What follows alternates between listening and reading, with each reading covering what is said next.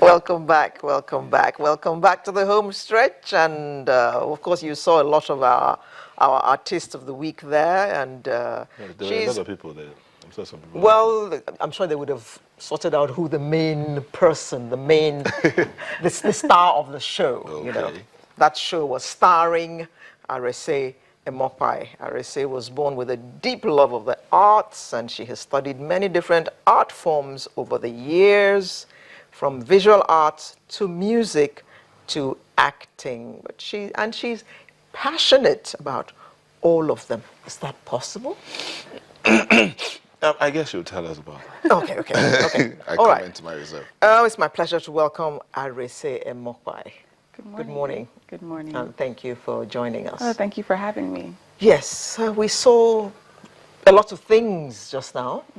So which one are you? Are you a dancer? Are you an actress? I would say I'm a performer all around. I do musical theater mainly, which requires me to do all three. So I have to sing, I have to act, I have to dance, all at the same time. So how come you developed this love for virtually, a number of art forms? Well, I'm not really sure. I think from a very, very young age, I've always been exposed to the arts. My mother would, put on things like river dance and Broadway musicals for us to sort of absorb it. And I fell in love from a very, very early age. I've always loved the stage. So First of all, you write your name, A''Rese. Yes. That means Arese is not your full name. No, it's not. What is your full name? The full name is Arese, so Agharese. So usually I just put the apostrophe to show that it's not the full thing. that is murder. Yes. So if we didn't ask now, your name we're just going with Arese, and then it's Arese. I like the sound. It sounds musical. So tell us this thing about the arts. Okay, your training spans styles, you do yoga, gymnastics, all those things. And you say you started from an early age. Well, I fell in love at a very early age, but I've always had stage fright. So it took me a long time to actually start pursuing. How did you manage falling in love with the arts and then having stage fright? So how did you work through that? Well, it took me a long time. I didn't start performing on stage until my university years. So I just took the plunge, and the rest is history. You found a way. I found a way. I actually was dragged to my very first audition by a friend of mine. They said, just try it. You can't go wrong. What did you study? Fine arts. Okay. Specialty. When you went in to study fine arts, what did you have at the back of your mind that you were going to do with it? I said I was going to be an artist, like my grandfather. So that was the goal. If you had asked me 10 years ago what I would be doing with my life, I would have told you I'd be buried in the studio somewhere, painting or printmaking or sculpting. But life never goes as planned, does it? Do you do any of this? Painting, sculpting, or printmaking? Oh, no, I still do. I still quite love it. But for now, as a career, it's something that I've had to put on the back burner to pursue performing on stage and television. Okay. In 2012, you were cast in one name only at the Black Ensemble Theater in Chicago. Yes. Okay. What reviewer says it's not only one heck of a good time, but a welcome departure from this theater's familiar formula. Talk us through your career.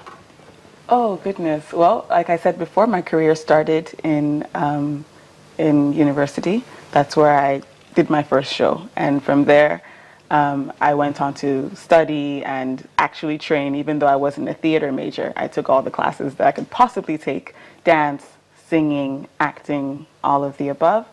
Then after graduation, I moved to Chicago. I decided to pursue a professional career in the arts and ended up at the Black Ensemble Theater.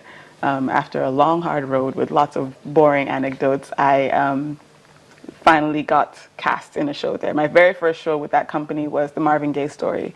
And it took me maybe 11 or 12 auditions. I got rejected about 12 times before they finally cast me in a show.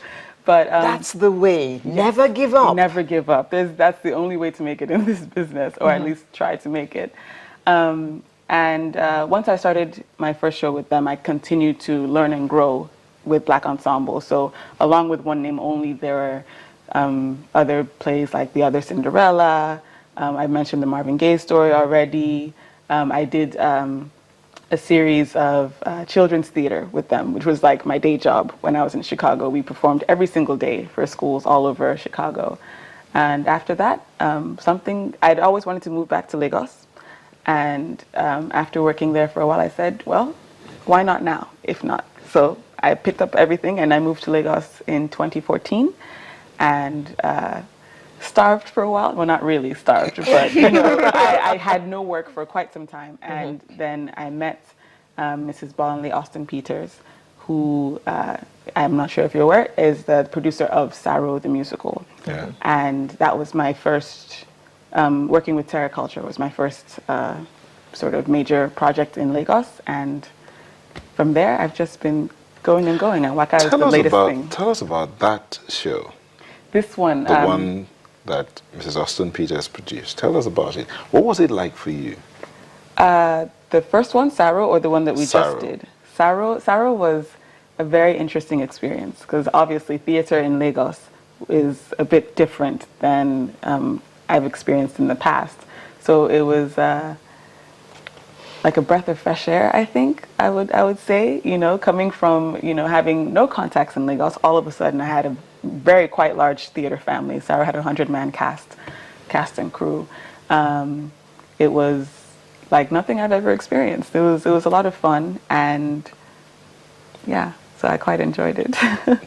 So how would you describe the theater in Nigeria in comparison to what you're used to in Chicago?